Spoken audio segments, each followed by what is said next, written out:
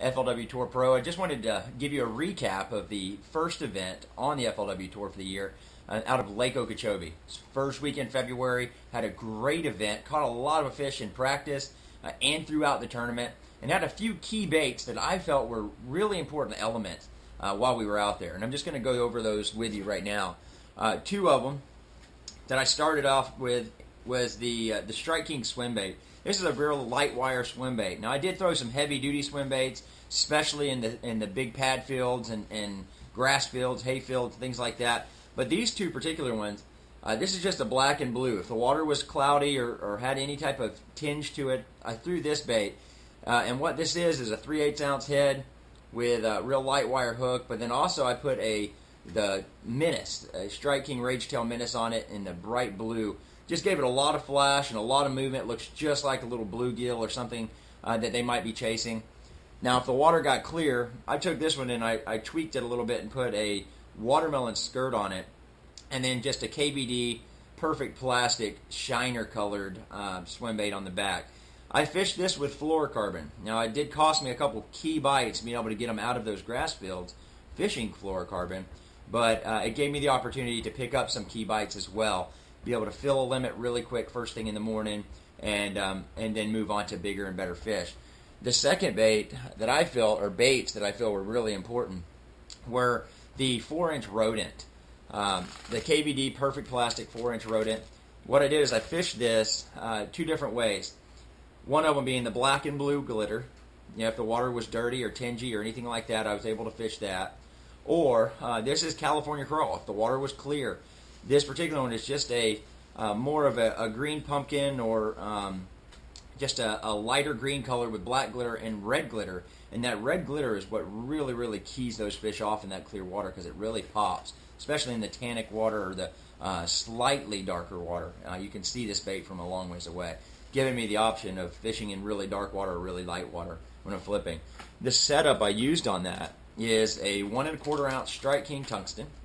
Had it pegged, obviously, and I'll show you how I rigged that here in a second. And then a 5/0 Strike King Hack Attack heavy duty flipping hook. It's a key hook. I have a really hard hook set, and a lot of times I straighten out many other companies' hooks, which is not a good thing, especially when you're fishing for $125,000. So check those out. Here's how I rigged it, and this is on. This is obviously 65-pound Toughline XP braid. I've got 2 bobber stops here.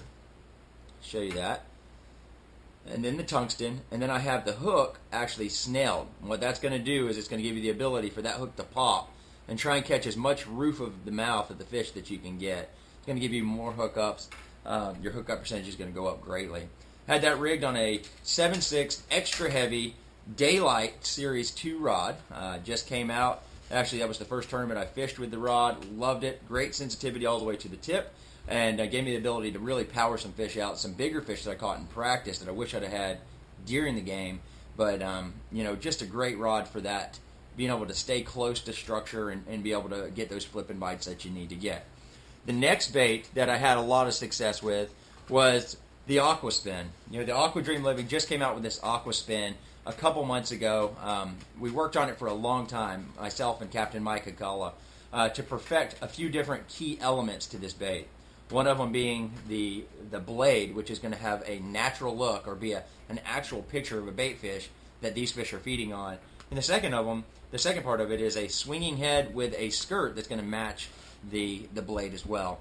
I used a few different varieties of it, but the main one was the white shad spinnerbait blade, and then the 2 different skirts I used was the smoky shad when I was in clear water or water that really just needed to have a more natural approach. And the second, which I caught a lot of fish on, if you've seen this in the videos, was just a bleach white or just a white metallic with kind of a power pulse quick skirt. So both of these varieties gave me the opportunity to catch those fish, especially as we went into day 2, 30-mile-an-hour winds, a lot more intense weather patterns on that second day. But overall, we caught a lot of great fish, and I'm excited about what's to come for the 2016 season. Next stop's Lake Hartwell, so we're going to be giving you updates here periodically throughout the year. So just stay tuned, and we appreciate you watching.